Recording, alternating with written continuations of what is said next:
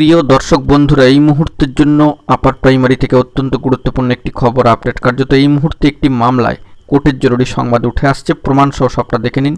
Urgent ভিত্তিতে এই ভিডিওটা কিন্তু ক্রিয়েট করা। তো বন্ধুগণ, ভিডিওটিকে শেষ পর্যন্ত দেখবেন, কোনোভাবে স্কিপ করবেন না। চ্যানেলটিকে এখনই সাবস্ক্রাইব করে সঙ্গে থাকবেন। চলুন কথাবার্তা না বাড়িয়ে আমরা মূল টপিকে ফোকাস করি। বন্ধুরা, আপার প্রাইমারির ক্ষেত্রে অত্যন্ত গুরুত্বপূর্ণ খবর, যেখানে আপারের ক্ষেত্রে নিয়োগ পেয়েও কার্যত জয়েন করেননি, সেরকমই একটি মামলার ক্ষেত্রে জরুরি সংবাদ উঠে আসছে। 2016 এসএসসি এসএলএসটি এফেক্ট বর্তমানে। তো সেই মামলার ক্ষেত্রে যে স্ট্যাটাস উঠে এসছে মহামান্য কলকাতা হাইকোর্টের অ্যাপিলিয়েটেড সাইটে, আজকেও কিন্তু মামলা কার্যত ছিল নিউ মোশন স্টেজে সিঙ্গেল বেঞ্চে।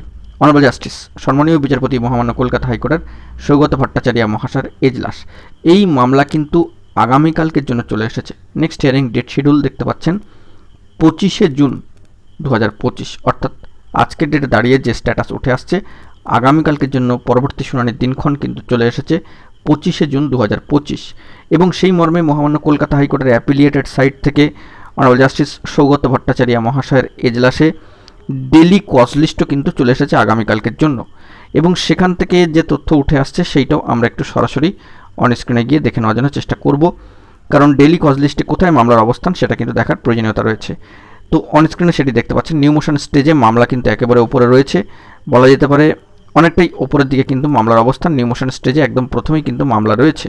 তো এই মামলা থেকে আগামীকালকে যদি কোনো খবর আপডেট উঠে আসে, আরেকবার জানাই, যদি কোনো আপডেট উঠে আসে কোর্ট সূত্রে, তবে কিন্তু সবটাই তুলে ধরবার জন্য চেষ্টা করব। আপাতত যে স্ট্যাটাস উঠে আসলো এই মামলায়, তো সেইটুকুই কিন্তু তুলে ধরলাম। এখন এটুকুই, ভালো থাকবেন। জরুরি আপডেটগুলি পাওয়ার জন্য অতি অবশ্যই চ্যানেলটিকে সাবস্ক্রাইব করে নিয়ে সঙ্গে থাকবেন। ধন্যবাদ।